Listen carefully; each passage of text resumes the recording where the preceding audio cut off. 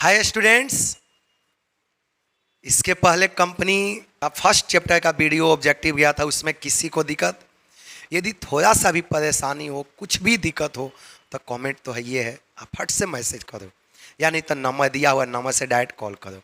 हम कोशिश करेंगे कि जो ऑब्जेक्टिव में यदि दिक्कत हो तो एक बार वापस बना के समझा दे, या नहीं तो आप मैसेज करो, जितना बने कोशिश करेंगे कि आपको मैसेज में भी जो भी कन्फ्यूजन है आपको खटाखट क्लियर कर दे, ठीक ना।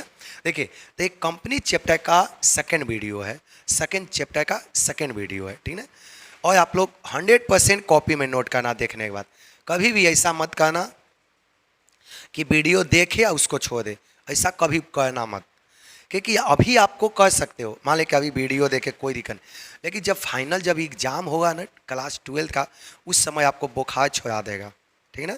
तो एक वीडियो देखिए तो कॉपी में नोट कर लीजिए। 90% का अभी से टारगेट रखिए कि हमका कुछ भी हो जाए, कुछ भी हो जाए, हमको लाना कितना है 90%। एकदम से आप मन में क्या कर लो, बैठा लो कि कुछ भी हो जाए, चाहे दुनिया के जो भी ताकत कोई आजमा ले, हमको 90% लाना है तो लाना है, ठीक है ना। ये ऐसा यदि आप सोच लिए तो 100% आएगा, नहीं कि कोई सवाल ही नहीं है, ठीक ना। चलिए ठीक, बहुत अच्छा, आते हैं सीधे टॉपिक पर। फर्स्ट क्वेश्चन क्या है, शेयर कैन बी इशू, बताइए share can be issue at par only, at premium only, at discount only, at par, at premium. देखिए आप लोग को बताएं कि एट अभी फिलहाल पहले पहले जो शेयर है ना, दोनों चीज पर इशू होता था, तीनों पर, एट पार पर, एट प्रीमियम पर, एट डिस्काउंट पर। बट अभी जो न्यू एक्ट आया है कंपनी एक्ट 2013, तब डिस्काउंट पर इशू नहीं होता है, अब केवल शेयर किस पर होता है, एट पार पर, नहीं तो एट प्रीमियम पर। अब कोई भी कंपनी अपना न्यू शेयर जनरल पब्लिक को डिस्काउंट पर इशू नहीं कर सकती है। ये पॉइंट आपको समझ में आया, कोई भी कंपनी अपना न्यू शेयर पब्लिक को डिस्काउंट पर इशू नहीं कर सकते, ठीक है। तब फिलहाल अभी किस पर होता है, एट पार पर होता है, दूसरा एट प्रीमियम पर होता है। ये पॉइंट आप लोग को क्लियर समझ में आ गया ना, किसी को कोई डाउट। चलिए आते हैं नेक्स्ट टॉपिक पर। देखिए, equity share holder are of company, बताइए इक्विटी शेयर होल्डर कंपनी का क्या होता है, creditors, owners, customers, none of these.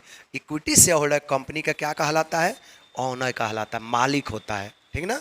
Next point चलिए, देखिए share holder gets, share holder क्या लेता है, इंटरेस्ट नहीं, डिविडेंड, कमीशन, प्रॉफिट। बताया ना कि शेयर होल्डर को केवल क्या मिलता है, डिविडेंड मिलता है। डिविडेंड किसको बोलते हैं, it is the part of profit, company के जितना प्रॉफिट होता है उसका कुछ पार्ट अपने शेयर होल्डर के बीच में कंपनी बांट देती है, इसी को हम लोग क्या बोलते हैं, डिविडेंड, ठीक ना। नेक्स्ट पॉइंट चलिए, देखिए क्वेश्चन नंबर 4, ए कंपनी में इशू द शेयर्स, देखिए ये कंपनी में issue the shares by private placement of shares, by public issue of shares, for consideration other than cash, by all the above. देखिए पहले अब चारों पॉइंट आपको बता दें। By private placement of share मतलब ये जनरली प्राइवेट कंपनी यूज करती है, इसको जनरली क्या कहती है, प्राइवेट कंपनी उपयोग करती है। जब भी प्राइवेट कंपनी चाहती है कि शेयर बेचे, पहला नंबर तो प्राइवेट कंपनी को शेयर पब्लिक में बेचने का अनुमति नहीं होता है। कोई भी प्राइवेट कंपनी अपना शेयर प्राइवेट पब्लिक को इशू नहीं कर सकता, इनवाइट किसी को नहीं कर सकता है। प्राइवेट कंपनी केवल किसको इशू करती है शेयर, अपना रिलेटिव को, अपना संबंधी को। तो रिलेटिव को जब इशू करती है तो एक सिंपल एक लेटर लिख के दे देती है कि मेरा कंपनी इतना शेयर इशू कर रही है, आप लोग लेना चाहे तो आप लोग लीजिए। तो इसी को हम लोग बोलते हैं प्राइवेट प्लेसमेंट, ठीक है ना। देखिए by public subscription of share, जब पब्लिक कंपनी मार्केट में शेयर इशू करती है ना, तो आम जनता इसका शेयर को सब्सक्राइब करता है। फॉर अदर देन कैश, ये हम बताए हैं कि मान लीजिए आप कहीं से मशीनें खरीदे, आपने कंपनी का क्या खरीदा, मशीनरी खरीदा, कितने का, 10 लाख रुपया। आप मशीन खरीदे तो 10 लाख रुपए के बजाय कंपनी उसको शेयर दे देती है। 10 लाख के शेयर खरीदे तो कंपनी उसको रुपया नहीं देकर 10 लाख के शेयर दे देता है, इसको हम लोग बोलते हैं फॉर अदर देन कैश। ये पॉइंट आप लोग को समझ में आ गया? तो इसका सही ऑप्शन होगा डी। समझ में आ गया ना? नेक्स्ट पॉइंट देखिएगा 5 number, a company can issue, बताइए company can issue equity shares, preference shares, equity and preference share both, none of these. इसका सही आंसर सी है, कंपनी दोनों इशू करती है, इक्विटी शेयर भी प्रीफरेंस शेयर भी। ये पॉइंट आप लोग को सभी को समझ में आ गया ना? चलते हैं नेक्स्ट पॉइंट पर।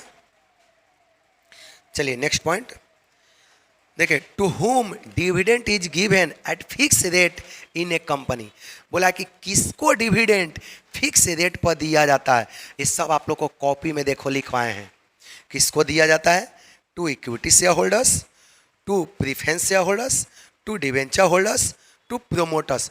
फिक्स रेट ऑफ डिविडेंड हमेशा किसको दिया जाता है? प्रीफरेंस शेयर होल्डर को।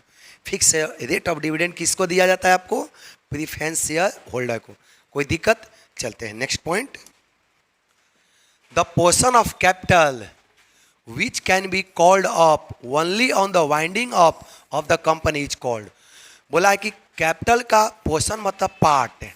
पोर्शन मतलब क्या होता है आपका? पार्ट। बोला कि कैपिटल का वैसा पार्ट जो कंपनी के बंद होते समय मांगा जाता है। कंपनी का वैसा पार्ट जो कब मांगा जाता है? कंपनी के बंद होते समय, उसको क्या कहा जाता है? देखो, the portion of the capital which can be called up only on the winding up of the company is called. बोला कि कैपिटल का वैसा पार्ट जो कंपनी के बंद होते समय मांगा जाता है, उसको क्या बोलेंगे? ऑथराइज कैपिटल नहीं, issue capital, uncalled up capital, reserve capital. Reserve capital वैसा कैपिटल है जो कंपनी कब मांगती है? जब कंपनी बंद होता है उस समय।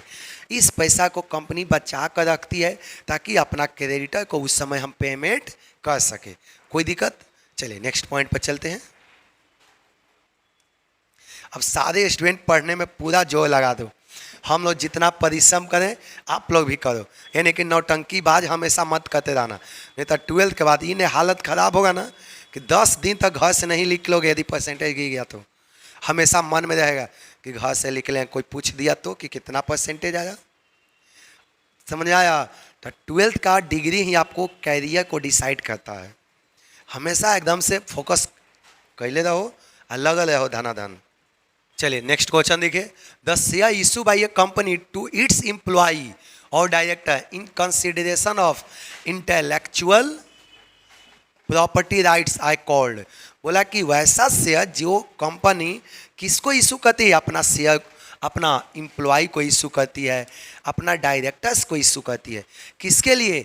इंटेलेक्चुअल प्रॉपर्टी राइट के लिए।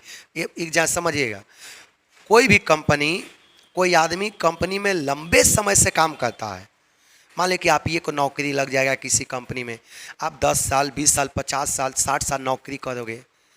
तो मान लें कि हम किसी कंपनी में 40 साल नौकरी किए, किसी कंपनी में हमने नौकरी कितने सालों तक किया? 40 साल तक। कंपनी सोचता है कि ये व्यक्ति मेरे कंपनी में 40 साल नौकरी किया, अब हम मेरे लिए तो 40 साल बिता दिया, बाकी इसका ज़िंदगी कैसे बीतेगा? तो कंपनी क्या करती है? अपना शेयर डिस्काउंट पर इसको दे देती है। मान लें कि कंपनी का एक शेयर 100 रुपये का है, ये व्यक्ति है जो कि कंपनी में 60 सालों तक काम किया है, तो कंपनी अपना शेयर इसको डिस्काउंट पर दे देती है। जैसे 60 रुपया पर, 40 रुपया पर कंपनी अपना शेयर इसको डिस्काउंट पर क्या करती है? दे देती है। तो देखिएगा, यही आपसे बोला है, the share issue by company to its employee. बोला है कि वैसा शेयर जो कंपनी किसको इशू किया है? अपने एम्प्लॉय को, डायरेक्टर्स को, इन consideration of intellectual property right is called. किसके लिए?